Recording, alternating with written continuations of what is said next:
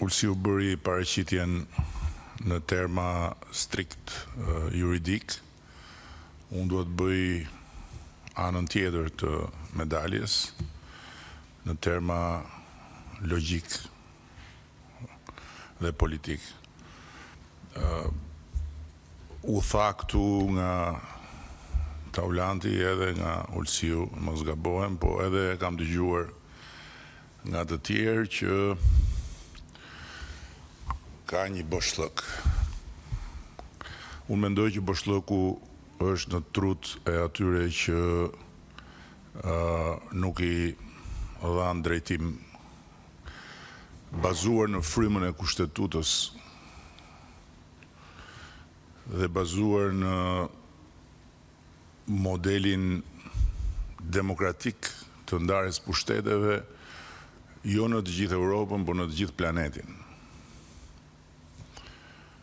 Dhe natyrisht, kur them boshllëku në trut atyre që nuk i dhanë drejtim, kam parasysh jo personat veçantë, po kam parasysh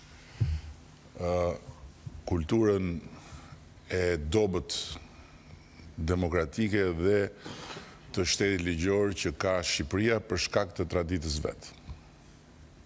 Sepse nuk është nevoja të jetë çdo gjë e shkruar në gërmën e ligjit, nëse në frymën dhe në gërmën e kushtetutës janë të qarta orientimet për të gjithë ata që jetojnë nën atë kushtetutë. Dhe faktikisht ajo që e bën skandalos, të pa justifikueshëm dhe të pa pranueshëm pezullimin nga një prokuror dhe një gjykatës në një seancë paraprake, pa filluar akoma as gjyqi për një antar të kabinetit qeveritar, është fakti se pezullimi nuk cënon personin, i cili prezumohet që është në një proces hetimi. Pezullimi cënon funksionin. Dhe të gjitha ato funksione që solli në vëmendjen tuaj kryetari i Komisionit Ligjeve si pjesë e këtij grupi nismëtar për këtë ndryshim, janë funksione të cilat nuk ushtrohen dot pa personin. Pra në momentin kur pezullohet një ministër, nuk pezullohet thjesht vajtja në punë e një individi, pezullohet puna e një institucioni. Mjafton t'ju sjell këtu një nga momentet që pasojnë, që ajo ministri nuk ka më kapacitet të propozoj asgjë në Këshillin e Ministrave, sepse nuk përfaqësohet nga personi i ngarkuar si përfaqësues i vullnetit kushtetues. Kaq duhet mjaftonte për ta mbyllur këtë debat absurd dhe për të mos u hedhur 100 veta pas një budallai që hedh një gur në lum. Por ja që nuk ndodhi kjo. Nuk mjaftoi fakti që nuk ekziston asnjë rast i vetëm në Europë, në historinë e demokracisë, një i vetëm, ku t'jetë pezulluar një antar i qeverisë nga një prokuror dhe një gjykatës. Nuk mjaftoi fakti që nuk ka ndodhur asnjëherë një i vetëm rast, dhe e them këtë me përgjegjësi të plotë, sepse i kemi parë rreth e rrotull globit të sistemeve dhe vendeve demokratike, që t'jetë pezulluar një antar kabineti për t'i dhënë drejtim këtij procesi. Por në vend se të merret një vendim i bazuar në arsyen kushtetuese, merret një vendim i bazuar në arsyet politike dhe në nevojat e brendshme të njërit e tjetrit për të mbajtur ekuilibra politik. Dhe këtu duhet theksoj diçka që nuk është thjesht në Shqipëri, është edhe në vende më të zhvilluara se Shqipëria, që ne kemi antarë të gjykatës kushtetuese të Republikës së Shqipërisë që nuk kanë dhënë kur një vendim të vetëm që të jetë një vendim në anën e qeverisë. Tani, vim tek mosvendimi. Çfarë bën mosvendimi? Mosvendimi bën që çdo njëra nga ato figura që u përmendën në relacion të jetë vulnerabël ndaj pezullimit. Dhe nga ana tjetër që kufiri ndarës midis pushteteve të jetë si ato gardet me një vrim ku hyn e dalin qend dhe mint. Këtë bën kjo. Dhe ne këtë nuk mund ta lejojmë. Shumë e thjeshtë. Dhe kjo nuk ka lidhje fare me asnjë cënim të drejtave që jep pushteti gjyqësor pavarësia që i kemi dhënë ne me vullnetin ton të lirë dhe të pa diskutueshëm pas 100 vjetësh. Dhe që patjetër vazhdojmë ta garantojmë ne dhe do vazhdojmë ta garantojmë deri kur të bëhet një pavarësi e pakthyeshme nga askush. Dhe vendosja e këtij kufiri është shumë e rëndësishme për të përcaktuar edhe një ndarje tjetër që e vëre me keqardhje nuk ekziston në mendjen e shumë kujt. Po pse vetëm pushteti gjyqësor është i pavarur në Shqipëri? Të tjerët janë gjithë të varur nga pushteti gjyqësor? Jo, kushtetuta e thot ndryshe. Kushtetuta thot ka 3 pushtete të pavarura. Që do thot përveç gjyqësorit është edhe legislativi, edhe ekzekutivi. Tani, për çfarë jemi të pavarur ne në raport me gjyqësorin? Dhe ku gjyqësori nuk duhet ta imagjinoj se mund të hyjë në territorin ton. Kur them ton, kam parasysh ne sot, të tjerët nesër mbas nesh, por kam parasysh pushtetin legislativ dhe pushtetin ekzekutiv që buron nga i pari, por që është i pavarur edhe ky nga i pari. Ne jemi të pavarur në të drejtën për të marrë vendime. Vendimet tona janë sovrane dhe nuk ka prokuror dhe nuk ka gjykatës që t'i vërin diskutim dot. Për sa kohë janë vendime të cilat nuk burojnë nga qëllime të pashpallura. Dhe ai pushtet i pavarur prej nesh është pikërisht për të vigjiluar nëse vendimet tona janë vendime të cilat burojnë vetëm nga qëllimet e shpallura. Për të vigjiluar bazuar mbi prova dhe mbi fakte. Jo për të vigjiluar bazuar në vënien në dyshim të çdo vendimi dhe në marrjen e vendimit të pezullimeve si të ishin simite, njerëzit që pezullohen. Dhe këtu nuk kam fare parasysh rastin konkret të qeverisë, kam parasysh një sër drejtuesish të agjensive shtetërore që janë pezulluar pa asnjë arsye.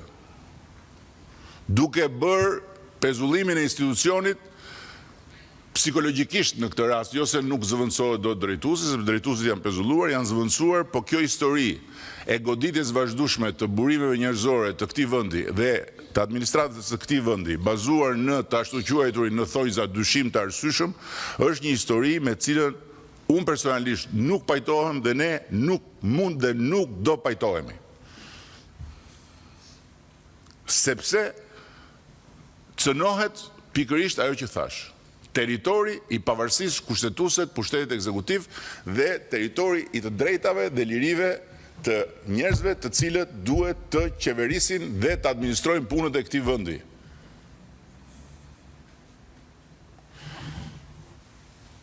Thënë të gjitha këto, kjo nisëm thjesht dhe vetëm adreson boshllëkun mendor të shoqërisë son po doni, që lidhet me faktin se për shkak se fryma e kushtetutës dhe orientimet themelore të kushtetutës nuk mjaftojnë, praktikat e të gjitha vendeve të cilave ne u ngjajmë apo përpiqemi të ngjajmë dhe më shumë nuk mjaftojnë, atëherë duhet bërë neni me të gjitha përcaktimet funksion për funksion, në mënyrë që mos ketë më mundësi interpretimesh në boshllëk. Kjo është arsyeja pse ne e bëjmë të nenë këtë ndryshim.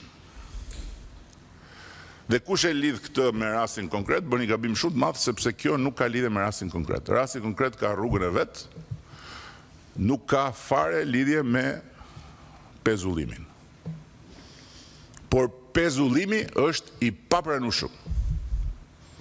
Dhe për këtë arsye, siç e kam shpjeguar në takimin e mëparshëm, ne do merremi me pezullimin për ta refuzuar me vullnetin e shumicës në kuvend ndërhyrjen në territorin kushtetues të pushtetit ekzekutiv. Askush nuk duhet mendoj se ka në dorë dhe gurin dhe arrën për ta goditur këtë shumicë qeverisëse. Kush e mendon kështu e mendon shumë gabim.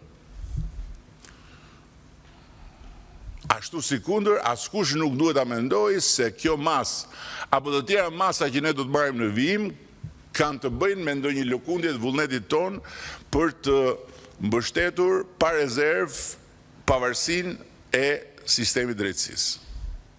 Jo.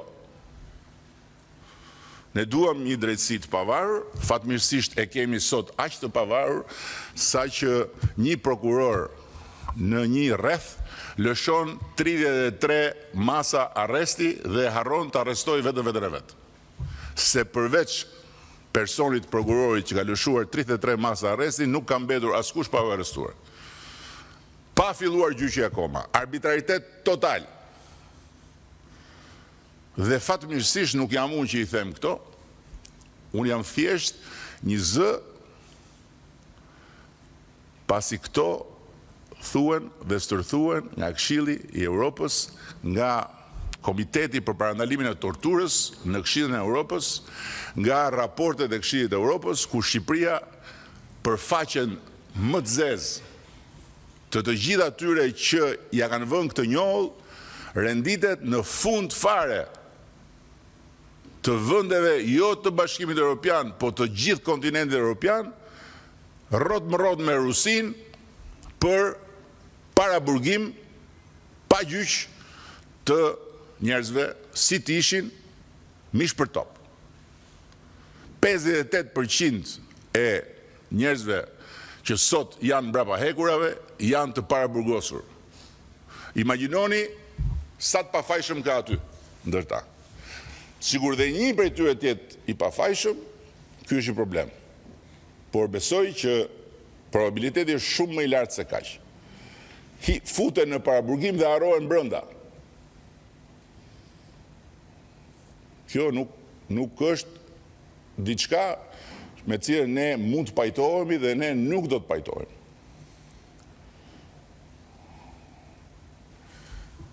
Dhe për sa i përket pastaj çështjes së rastit konkret, e përsëris, rasti konkret është në një tjetër proces. Nuk është më i lidhur me pezullimin.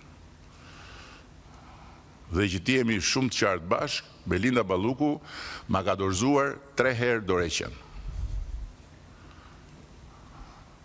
I kam atje në dosje. 3 herë. Një herë kur ju ngrit akuza, herën e dytë kur ju bë pezullimi i parë dhe herën e tretë mbasi gjykata kushtetuese nuk mori vendim. Dhe të 3 herët jam unë që e kam refuzuar dorëheqjen. Sepse dorëheqje nën presionin e një fuqie që ka dalë nga territori i vet dhe është futur në territorin e pavarësisë pushtetit ekzekutiv nuk ka. Dhe janë falenderues për faktin që nuk ka persistuar, po ka vazhduar ta marrë gjitha të balt mbi fytyrë, sepse unë nuk e pranoj dorëheqjen deri kur të plotësohen kushtet. Dhe se kur plotësohen kushtet nuk e përcakton dot as prokurori, as gjykatësi i seancës paraprake, as media dhe as gjyqi popullor. Sepse nëse do të hynim në këtë logjik, atëherë do t'i hapnim rrugë një historie që do të dëmtonte seriozisht kapacitetin e pushtetit ekzekutiv për të qeverisur. Kujt më tregon Gjermaninë apo më tregon Danimarkën, i them këtë. Jemi në kushte tërësisht të ndryshme. Në Shqipëri jemi në një fazë revolucionare, transformuese, rrënjësisht përmbysje të një sistemi të kalbur, të një historie ku tradita ka qenë dhe mbetet problemi më i madh për të ndërtuar një sistem gjyqësor demokratik, sepse është një traditë që shkon në të kundërtën e lirisë dhe natyrisht jemi në kushtet kur duke i dhënë pavarësinë e plot pushtetit gjyqësor, duke ngritur struktura speciale për të luftuar ne që jemi ata të cilët duhet të qeverisim në të njëjtën kohë, është shumë e rëndësishme që të jemi të vëmendshëm për të ruajtur pikërisht balancën që në mënyrë të përsëritur rrezikon të prishet nga aventurizmi i një prokurori këtu, i një gjykatësi atje. Kjo nuk mund ndodhi.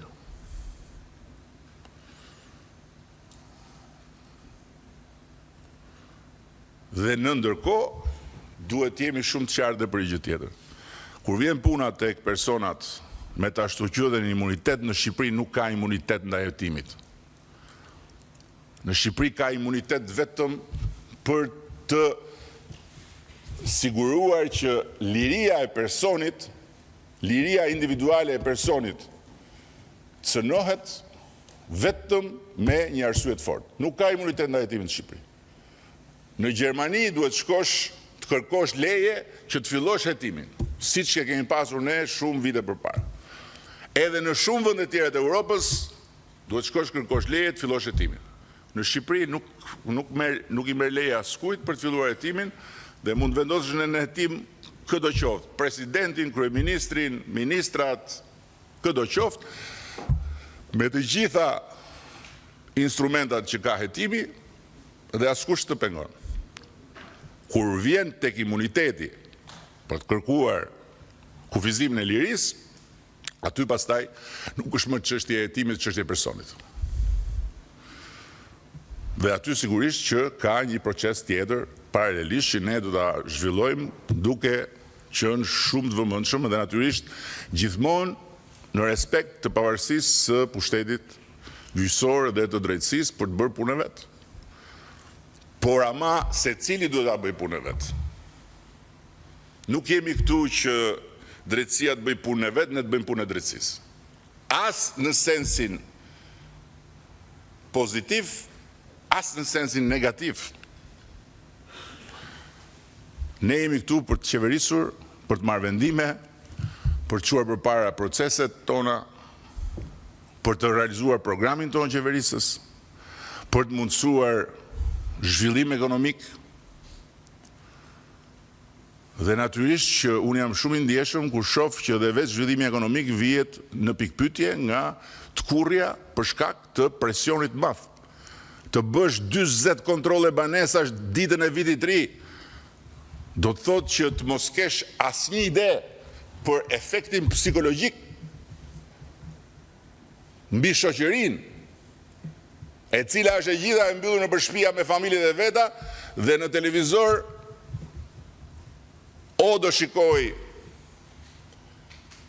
këngë dhe valle se është vit i ri. është dita vitit ri, o do shikoj se si shkohet në përbanesat e gjithë dynjas për çështje të para 5 vjetëve. Këto janë gjërat cilat janë eksese revolucionare në një kohë revolucionare.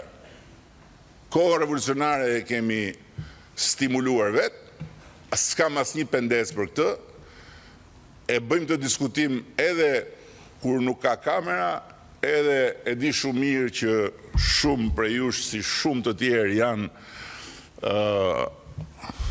të zhgënjur, unë jo. 100 herë të kthehesha, 100 herë do bëja të njëjtën gjë dhe e them këtë siç e them jashtë kamerave. Sepse nëse s'do e bënim këtë dhe nëse s'do ta vazhdojmë këtë përpjekje, nuk do ketë kur drejtësi të pavarur në Shqipëri edhe një gjenerat tjetër. Kjo është rruga me të gjitha dhimbjet dhe me të gjitha problemet e veta dhe ne duhet të bëjmë çmos të ruajmë balancën. Sepse po aq e rëndësishme sa përpjekja për drejtësinë e pavarur është dhe përpjekja për një administratë publike të mbrojtur dhe eficiente. Punojësit e administratës nuk janë mish për top të askujt.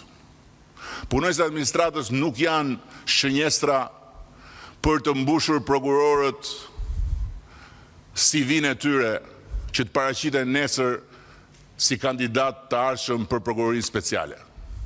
Është bërë e patolerueshme ajo që ndodh në prokuroritë e rrethave, me fletët e arresteve që shpërndahen si të ishin ftesa për dasëm. Një punojës e administratës model, që ka 5 vjetë që lufton me kancerin, që është me një fëmijë 2 muajsh, nuk mund të arrestohet pa pasur asnjë lidhje fare vetëm sepse institucioni prezumohet se ka një lidhje me temën. Çfarë janë këto? Ku jemi ne këtu? Dhe një gjë shumë e saktë dhe shumë interesante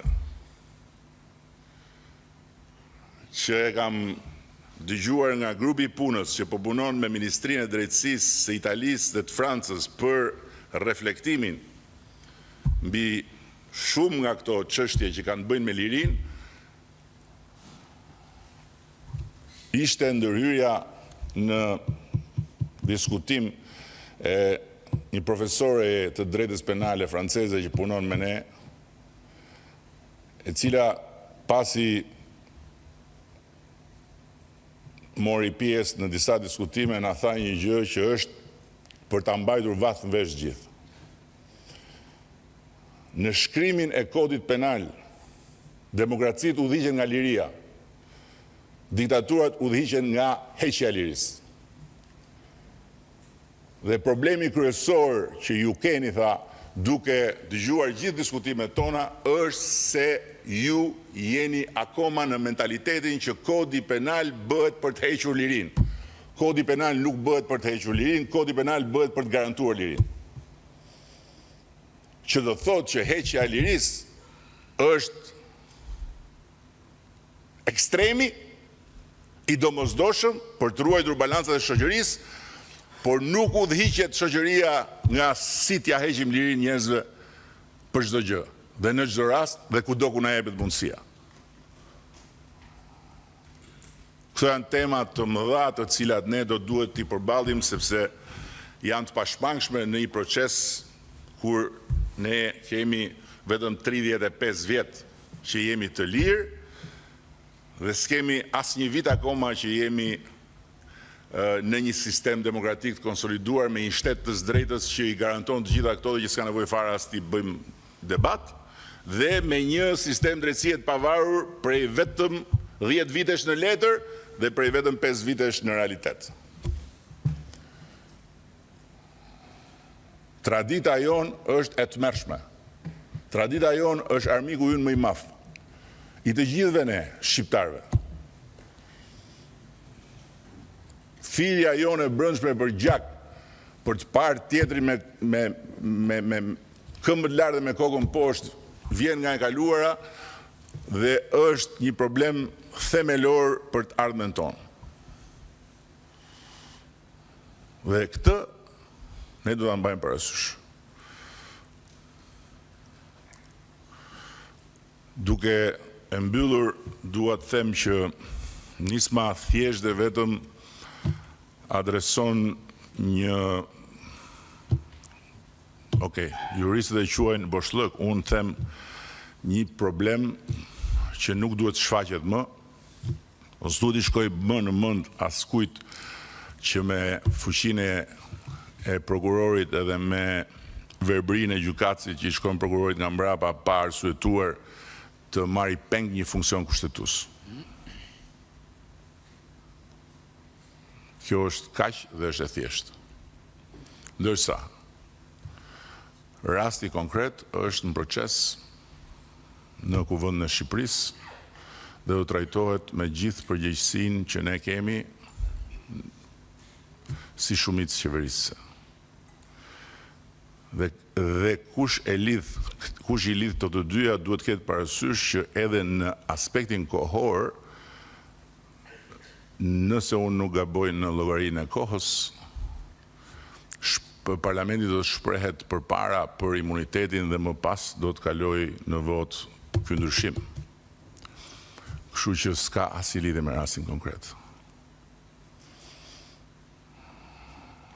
Kjo është dhe natyrisht që për aspektin tjetër nuk është kjo dita për të folur. Do flasim në momentin e dur kur të bëhen gjitha procedurat e tjera.